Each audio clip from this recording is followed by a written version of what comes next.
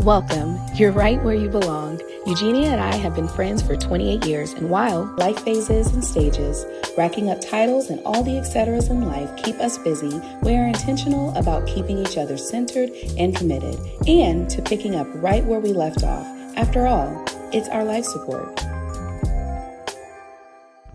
Thanks for joining us. Today, we're unpacking the impact of something that touches almost every moment of our lives, especially when running a business: social media. We scroll for connection, validation, and sometimes escape personally, and spend more than our fair share of time curating our professional billboards to accommodate our business needs. So, here's the question: does social media mess with our sanity? How do we protect what's precious or fragile? Where are our hard stops when it's time to disconnect? In this episode, we're talking about the hidden cost of our screen time and keeping tough skin when providing all that elbow grease to win. Eugenia, as a business owner, how do you stay present without burning out? Batching. Yeah. Definitely, definitely. Why do you batch, or what do you feel about it? I feel like batching has just a lot of benefits for the most part. And some of those benefits are that it saves time because you're creating multiple pieces of content in one focused session instead of spending time daily just thinking, writing, editing, and posting. It's like you knock out a week or month's worth of work at once. I agree. I agree. I love knocking out a large sum of work at one time or Mm-hmm. simultaneously because it gives you some of your life back and it Right. lets you have a little freedom without feeling the anxiety of what needs to get done, like you're on a Right. hamster wheel consistently. So I love batching content and just the benefits that it provides with just my scheduling overall. Right. I even do it with events, try to make, multiple things at once to really try to kind of create a sturdy foundation so that I can breathe and step away for sure. Definitely. Not only does it increase consistency, but it boosts creativity and flow. It's like when you're in a creative zone, you just produce better ideas faster. And so batching allows you to get into flow and create cohesive themed content. It also like reduces last minute stress. It helps with strategic planning in the sense that you can align your content with product launches or sales, holidays, all of that kind of stuff. And it's easier to see the big picture when you're planning ahead. Not only that, but it allows for more flexibility and it improves quality because you're not rushing. You have more time to edit and publish and plan and ensure everything is on brand and high quality. Um, Absolutely. so some things that we typically batch, my sister and I, for our boutique are like styled outfit posts with the models, and then as well as customer photos. We like to make sure that we have enough sales posts and that we have reels as well. Reels is like a big thing now. That's something that takes a little bit more creativity. And then we used to do a lot of flat lay posts as well. You know how you place the clothing and accessories and things like that on a flat Yes. surface and take those pictures and style them like that. So that's what we typically batch. Yeah. So Alexis, what do you like to batch or typically batch for your business? Well, like I was saying, I do definitely batch the content for like the blog and any editorial photos that are needed for products, as far as like centerpieces and things like that. But even further, which a lot of times we think about batching as like, the creative work that is on paper or just Mm-hmm. on picture. But a lot of times I will batch shopping, like if I have an organization client, I will try to make sure to do more than one client, make the list, go do the shopping. If I have more than one event during a set time, like if it's a 6-week span, I will shop for multiple events. I Mm. am always running around with a list and a clipboard, but it is the best use of my time. And I just feel empowered to win because I feel like I'm taking charge of my time when I do that. Okay. Batching is so beneficial, and as we've both stated, does wonders in productivity. But let's be real, building a brand and utilizing social media to drive business takes more than strategy and content calendars. It also takes a great deal of mental toughness. Some great tools to fortify your mental toughness are to, number one, detach your worth from the numbers. Likes, shares, and follows are just metrics, not measures of your value or intelligence. Focus on impact and consistency over viral ambitions. Another pointer would be define your mission early. So know why you're posting. Is it to serve? Is it to educate? Is it to inspire or sell? Having a clear why makes criticism easier to filter and compliments less addictive. Number 3, create, then disconnect. Post your content and then step away. Avoid obsessively checking for reactions. Set engagement windows to respond to comments or DMs instead of being always on. Number 4, expect criticism. Don't fear it. Not everyone will get it, and that's okay. View negative feedback as a sign that you're standing for something. Silence is not impact. Number 5, curate your feed intentionally. Follow accounts that uplift, educate, or support your journey. Mute or unfollow content that triggers comparison or imposter syndrome. Oh my goodness. I had that like bad at first. The whole comparison and imposter syndrome thing, and like that's something that was just horrible at the beginning for us. Yes. And it's kind of, you have to differentiate between when you're comparing to another business versus a business that's inspirational. And I think that's what we really had to distinguish. Yeah, I used to take it very personally when other creators would be following, really interacting, engaging, and then all of a sudden, out of the blue, they would just be gone.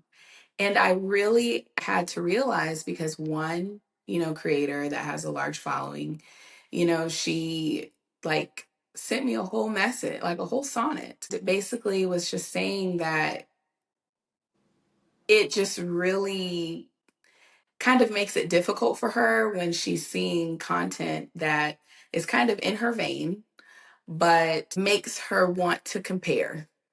Yeah. And so for that reason, I was scooted and booted. Oh, So wow. so I used to take it personally. I don't take it personally anymore because I definitely understand. If it's happening, that means I'm on the right track and I am giving you something to consider, Exactly. boundaries. We have to use boundaries like a boss. We have to set those time limits for social media. Mhm. That has been golden for me. I will, like you stated, post and disconnect. It's kind of like, when you have that crush and you're trying to tell them how you feel. And so you text it real fast, you throw the phone. Mhm. I've seen my daughter do that a couple of times.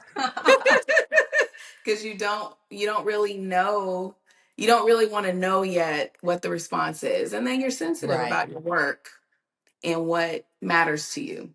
So Exactly. definitely disconnecting, as you were saying, but just setting those time limits for the social media Mhm. and also not feeling obligated to respond instantly. Mhm.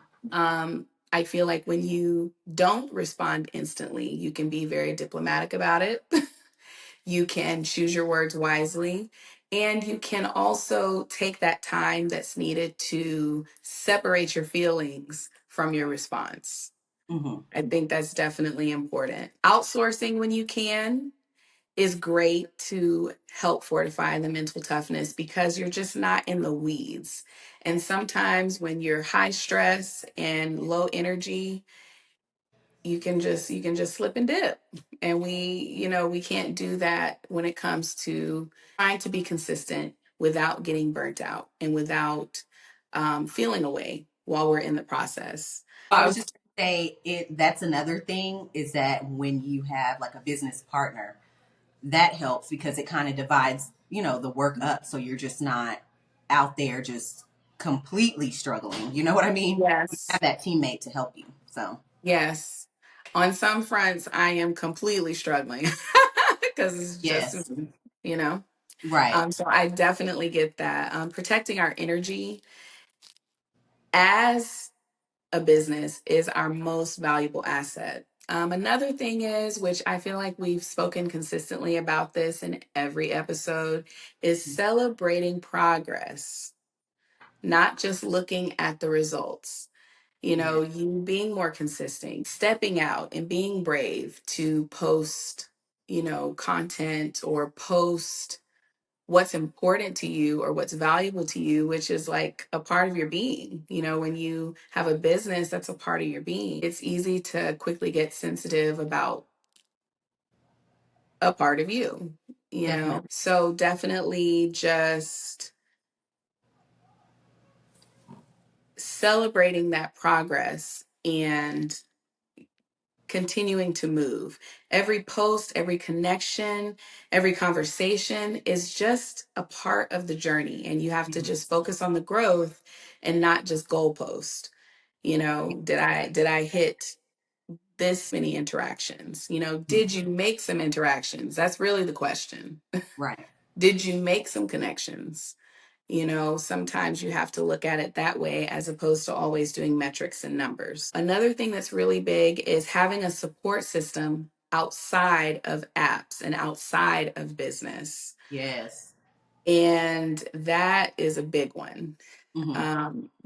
Talking to real life mentors, friends, hey girl, coaches who understand the game and understand what's needed to grow and also understand the valleys, and how to help you navigate getting out of those is very important. You cannot, I repeat, you cannot rely on strangers for validation because you're just not going to get it, Right.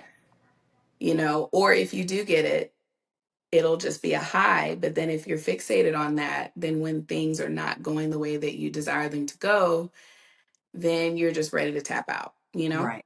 Yeah. Also, practicing digital detoxes Hmm. is great. Scheduling those regular breaks, taking the weekends off, treating it like a storefront in the sense of I am working 9 to 3, 10 to 5. After that point, I have to, disconnect Yes. and shut certain parts of it off that can taint my mental toughness. Definitely. Do you feel like you deal with mental pitfalls or mental stressors with social media at this juncture? Because you've been, doing it for some time. Right. So, I definitely still do, but I would say not as much as in the beginning because I know how to differentiate like between the two, especially when it comes to comparison, because I feel like we offer something different that's not necessarily just out there. Like they're trying to catch on a little bit, but we offer something a little different. So now I am able to kind of focus more on that aspect versus the comparison. So I definitely um, hit mental pitfalls when it comes to that, but just not as much as the beginning. Also, I want to say a mental pitfall for me would be, I think, of course, it's social media, but it's more like you mentioned earlier, like knowing when to like cut it off and scheduling that time to just focus on that, and then just that's it. I need to work on that because I catch Yeah. myself sometimes returning back and scrolling and seeing this, seeing that, and then yeah, Okay. it just doesn't work for me. I actually just thought of something. So, when you are handling your business task list and you're using social media, we'll speak on the social media part. Mm-hmm.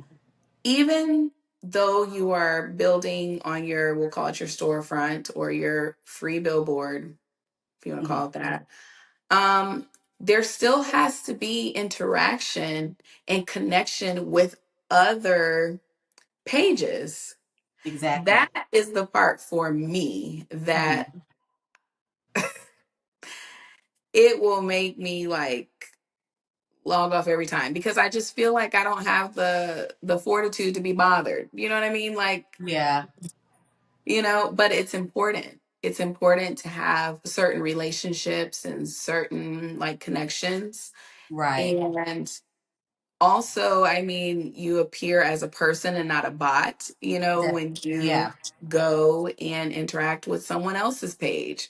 But Mm-hmm. it's like, I literally will carve out time to say, okay, I'm going to spend the next 20 minutes and I'm going to go through and, yeah, yeah, and Yeah. laugh. And then it's like, I'm gonna give it 5 minutes. This is my 20-minute window. 5 minutes I'm doing it and I'm like, okay. And I'm like, "Ugh." Like I'm just like, and then I feel Yeah. zapped. And then when I step away from it, I'm just like, do I want to do this? Like I start questioning everything all Mm-hmm. over again. So I Yeah. am guilty of that. Right. And I And then feel it's like like, that is where the mental pull comes in. right. And then it's like how social media is set up with the whole algorithm thing and stuff. It's like you kind of you have to do it in order to grow your business somewhat on social media. You Yes. have to go and comment. You have to go and follow people that are kind of in your same, category, whatever that your business is in, just because of how the algorithm is set up. Yes. So there's no avoiding it. It's just like you said, the mental strength to be Yes. able to deal with Yes. it all. I So definitely think the extra part is my tick because I'm able to step away. I'm able to, do the content and take off. yeah. I'm able to do all of those things. It's Mhm. the interacting with others and just being about it consistently that Right. makes me like, you know, Yeah. yeah. Totally. So that's my thing. Protecting your mindset and keeping your focus while showing up consistently is the goal. Doing this without losing your cool, your clarity, or your confidence means you're a boss. And we love that for all of us. Yes. As we wrap up today's episode, I just want to leave you with this. Social media is a powerful tool, but like any tool, it depends on how we use it. It can connect us, or we can allow it to adversely consume us. Your mental health matters just as much, if not more, than your online performance. In the words of Diamond, make the money. Don't let it make or break you. Until Okay. next time. If this episode inspired you, we'd love to hear your biggest takeaway. Slide into our DMs on Instagram at @thelifesupport_. If you haven't yet, make sure to like and subscribe so you never miss a Power Hour pep talk. And leave a comment. It helps other mamas find us and transforms one mom's hustle into all of our community boosts.